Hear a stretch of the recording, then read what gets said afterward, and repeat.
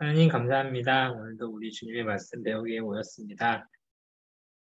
우리 주님께서 정말 이 땅에 인간의 몸을 입고 오셔서 어떻게 살아가셨는지, 어떤 사역을 하셨는지 그런 것들을 저희가 또 한 번 배우고 느끼면서 우리 주님을 닮아가게 해주시옵소서. 예수님의 이름으로 기도했습니다. 아멘. 네, 발제 파일 먼저 보시면서 진행할게요. 오늘은 기독론 세 번째, 예수님의 출생과 어린 시절, 이제 기독론 제3장의 내용입니다. 오늘도 학습 목표가 있어요. 학습 목표가. 이게 기독론이 책 구성이 생각보다 이렇게 학문적인 그러니까 조직신학적 접근이라기보다 약간 뭐랄까 성경신학적 접근이 조금 있는 것 같아가지고 이걸 좀 짚어야 될 것 같아요. 오늘은 뭐라고 하면 좋을까? 이 예수님의 아니, 학습 목표를 짚고 오늘의 학습 목표는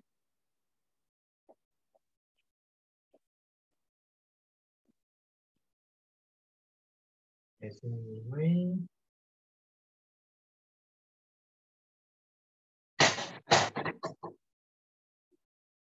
정체성,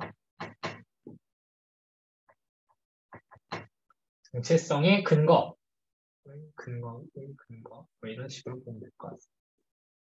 자, 우리가 예수님에 대해서 배울 때 그리스도의 인격과 사역 그 두 가지 측면에서 우리가 예수님을 이제 배우고 공부해야 된다고 말씀드리고 있잖아요.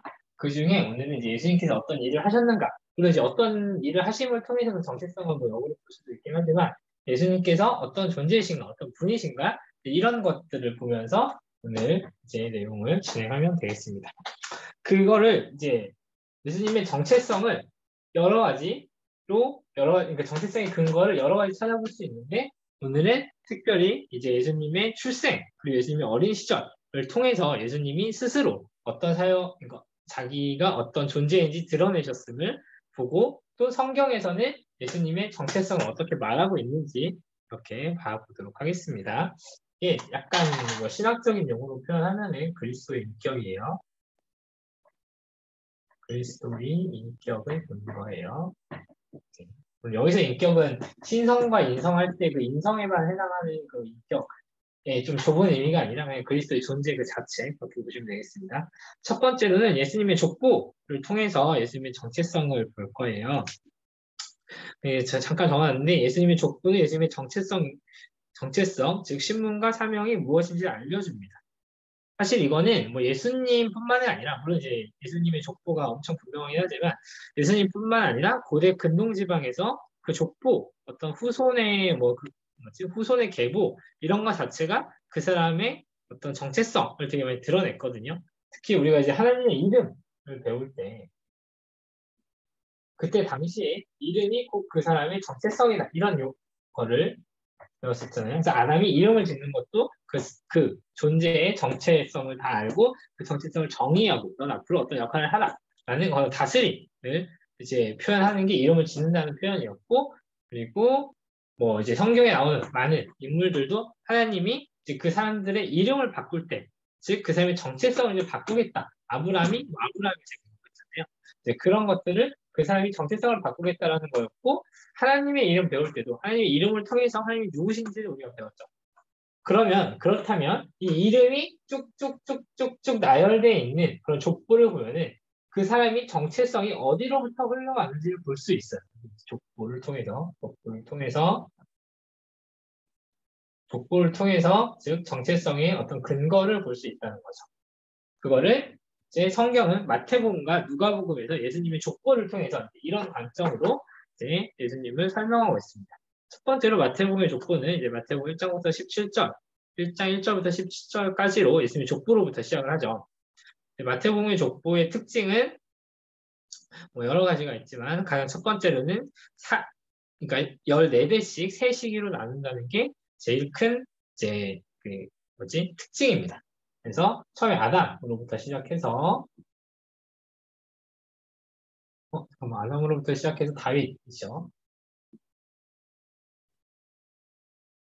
아브라함을 중간에 거치나? 잠깐만 헷갈리네. 맞나요? 누구 아시는 분 기억나시는 분 있나요? 아브라함이었나? 아브라함이었던 것 같아요. 아브라함이라고 합시다. 자신이 없네. 아니면 빨리 찾아서 말해주세요. 아니, 예수님.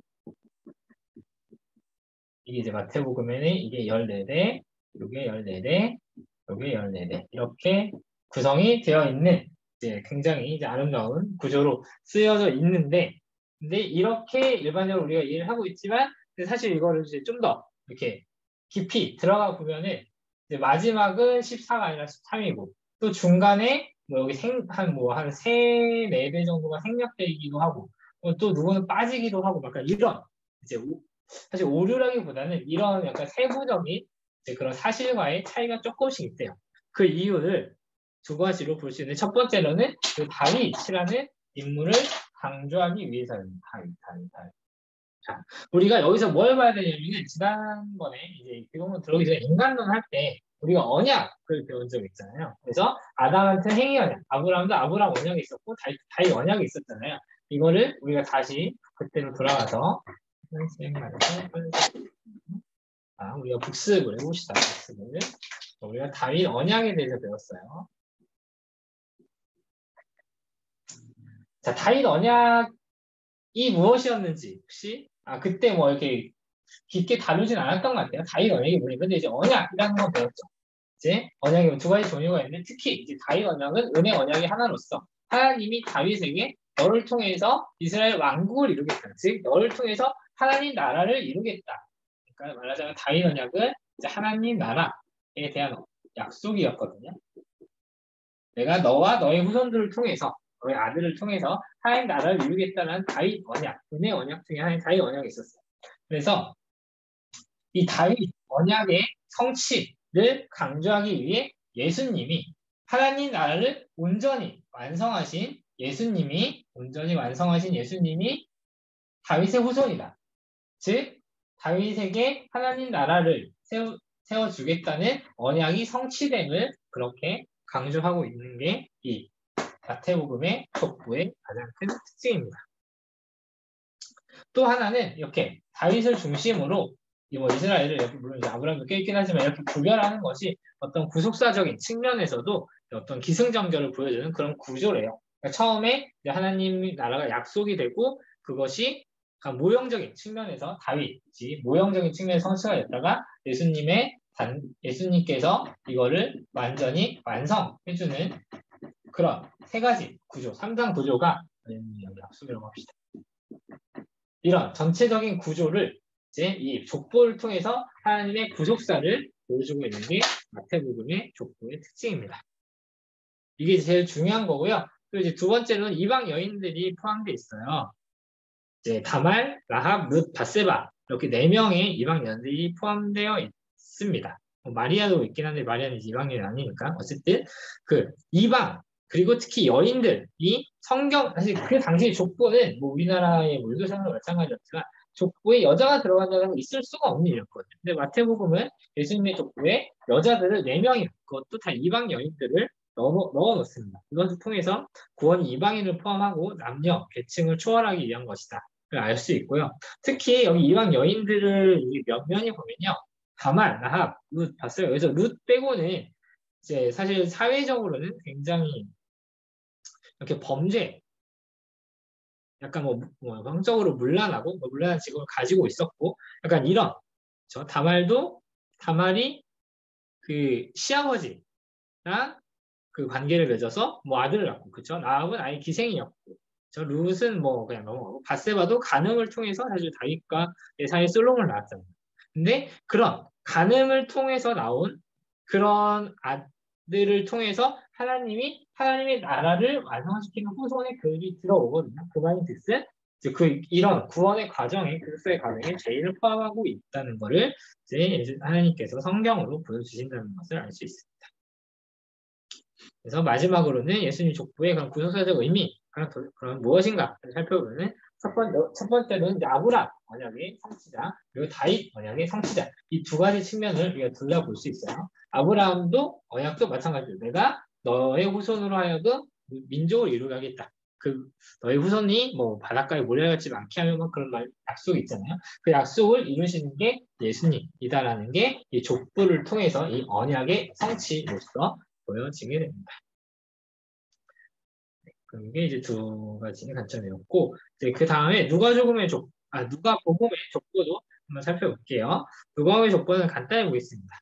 먼저 마태복음의 족보랑 대비해서 보면은 마태복음의 족보는 이제 예수님이 다윗의 후손으로서 사실 저도 이게 무슨 근거인지는 오늘 책에서 잘 안 나오긴 하는데 어쨌든 이제 마태복음 이렇게 하려고 누가복음 이렇게 올라가잖아요. 이제 그걸 통해서 이제 그 마태복음 이렇게 오면서 중간에는 다윗이 나오고 그다음 예수님이 나오잖아요.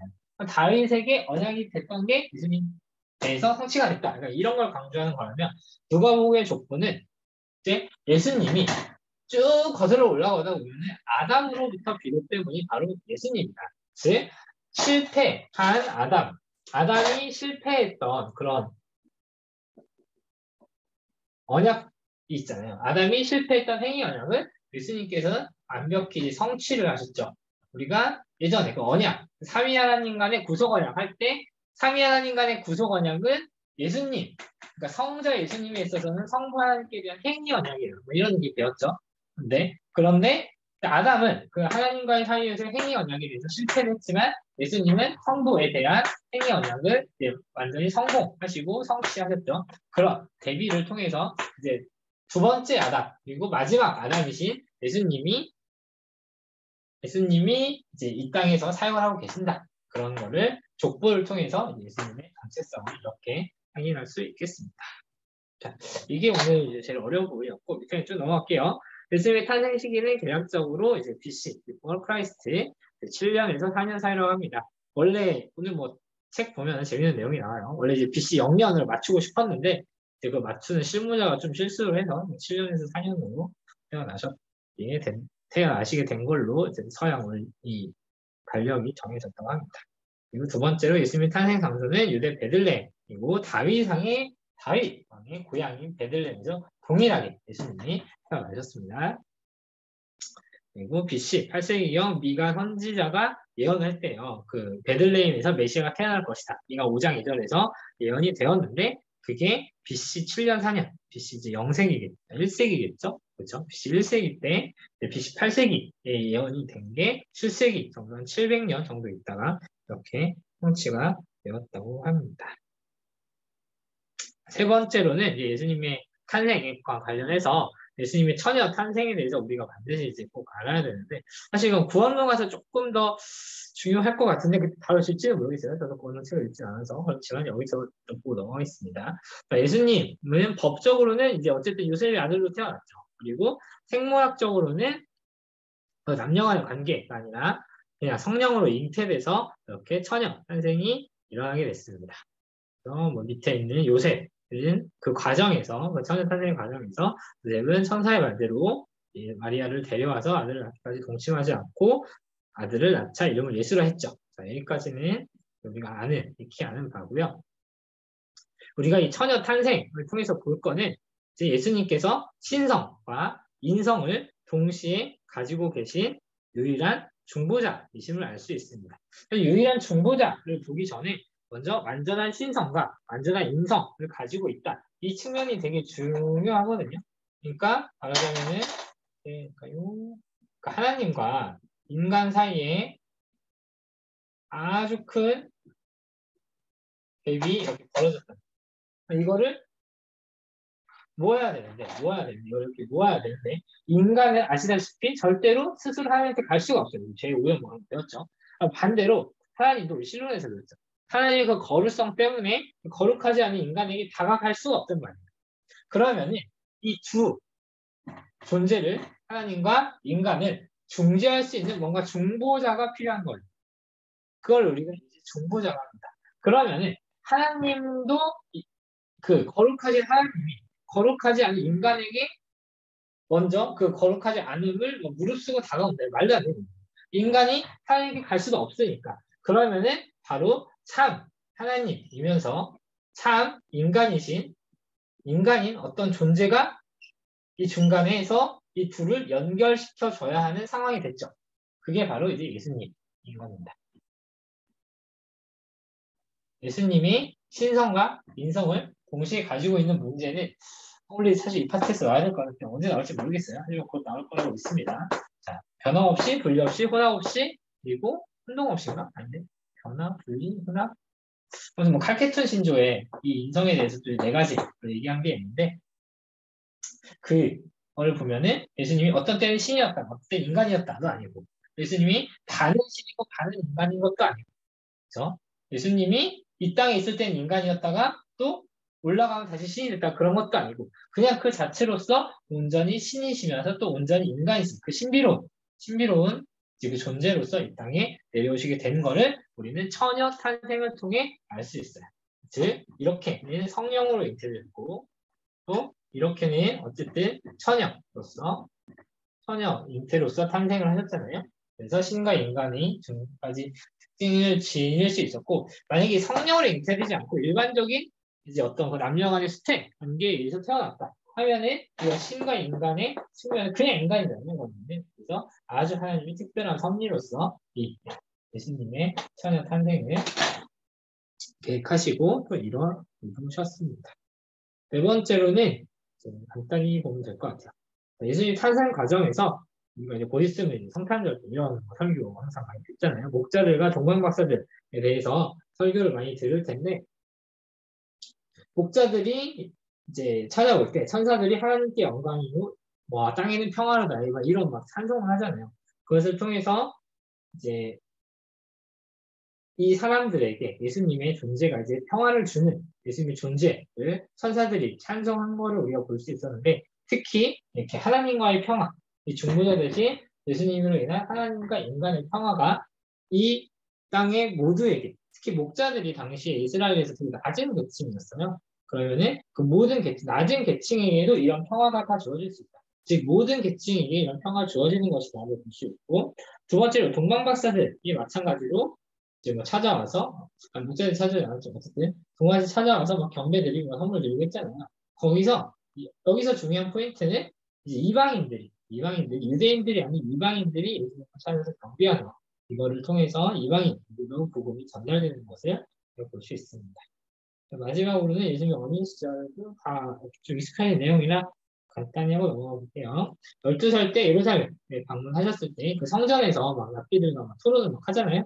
그걸 통해서 이미 그때 예수님 자신이 하나님의 아들이라는 인식 스스로 가지고 계셨다는 걸 알 수 있고요. 특히 30살 전까지 사생의 기간에서는 공생애를 위한 배움 시간을 가지셨으면서 그 육신의 가족에게 책임을 다하는 시간을 가졌다고 합니다. 예수님께서도 엄청 일을 열심히 하셨으니까 우리도 계속 공부 열심히 하고 회사에서 일 열심히 했죠.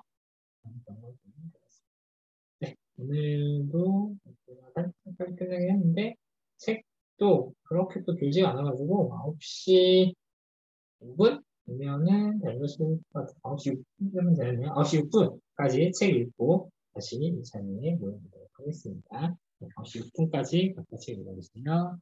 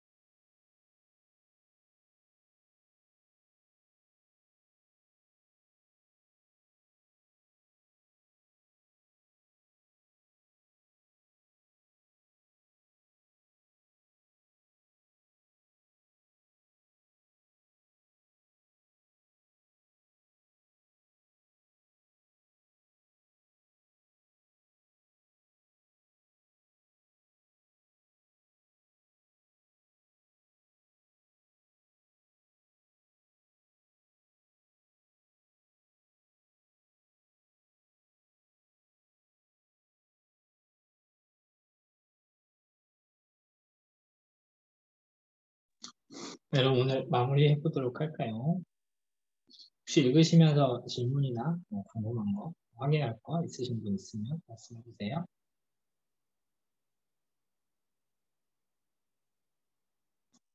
네, 없으시죠? 없으시면 오늘 계속 좀 빨리 끝나고 있는데 제 내용이 계속 그래요. 다음 주랑 비슷할 것 같은데 일단 잘 해봅시다. 기도하고 마칠게요. 하나님 감사합니다. 우리 주님께서 이 땅에 오셔서 어떤 존재로서 어떤 분으로서 이 땅에 오셨는지 우리가 예수님 족보를 통해 또 예수님 출생과 어린 시절을 통해 배웠습니다. 우리 주님께서 하나님의 약속을 이루기 위해 오신 우리에게 참 한 분의 중보자라는 것을 우리가 오늘 또 한 번 더 깊게 묵상하면서 우리 주님께, 우리 예수님께 더욱더 감사할 수 있는 그런 시간 보낼 수 있도록 도와주옵소서. 이 모든 말씀 예수님의 이름으로 기도했습니다. 네, 수고하셨어요. 감사합니다. 수고하셨어요.